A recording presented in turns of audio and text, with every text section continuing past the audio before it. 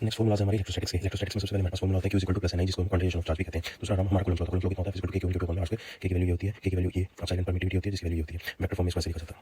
दूसरा हमारे पास superposition principle का फॉर्मूला ये है, ये इसका रिजल्टेंट है, जिसको हम ट्रायंगल ऑफ वेक्टर एडिशन से निकाला करते हैं। नेक्स्ट हमारी इलेक्ट्रिक फील्ड का फॉर्मूला होता है फॉर्म में Q। Next electric field superposition की फॉर्म में है। फिर मैंने यहाँ पे कहा जो इलेक्ट्रिक फील्ड के कारण फोर्स होता है उसमें जो एक्सेलरेशन होती है वो कैसी होगी, कांस्टेंट, दैट इज व्हाई हम इक्वेशन ऑफ मोशन यहाँ पे अप्लाई कर सकते हैं। फिर हमने निकाली थी electric field intensity due to a long infinitely long straight wire. Infinitely long straight wire के कारण वाई डिस्टेंस दूरी पे जो इलेक्ट्रिक फील्ड की वैल्यू आती है वो कितनी आती है, 2 k लैम्डा अपॉन में r।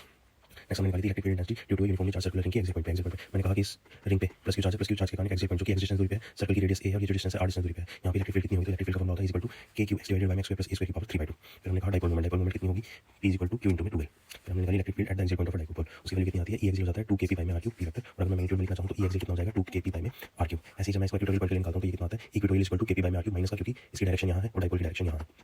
फिर मैंने कहा जो e एक्सिस है वो 2 टाइम्स इक्वेटोरियल होता है। फिर हमने निकाला टॉर्क किसी भी डाइपोल पे जब यूनिफॉर्म इलेक्ट्रिक फील्ड में उसको रखा जाता है तो पॉजिटिव चार्ज पे क्यों यहाँ लगा होगा, नेगेटिव चार्ज पे क्यों यहाँ लगा होगा, इनके बीच परपेंडिकुलर डिस्टेंस 2 sin थीटा होगा तो टॉर्क कितना हो जाएगा p sin थीटा यानी p क्रॉस e। फिर मैंने कहा जब sin थीटा मैक्सिमम होगा टॉर्क मैक्सिमम होगा, जब sin थीटा 0 होगा तो टॉर्क क्या होगा, मिनिमम होगा। उसके बाद हमने फिर formula flux equal to surface integral e dot ds equal to q into by में er e naught equal to e cos theta. फिर नेक्स्ट हमने पढ़ा था electric field intensity due to uniformly charge infinite plane shape पे positive charges के कारण electric field intensity आती थी वो आती थी सिग्मा बाय में 2 एप्सिलॉन नॉट, जहाँ पे सिग्मा क्या होता था, सरफेस चार्ज डेंसिटी। फिर मैंने कहा जो इलेक्ट्रिक फील्ड है डिस्टेंस इंडिपेंडेंट है, दैट मींस यहाँ पे भी यही वैल्यू रहेगी, यहाँ पे भी, यहाँ पे भी, यहाँ पे भी, इवन दैट फॉर यहाँ यहाँ यहाँ।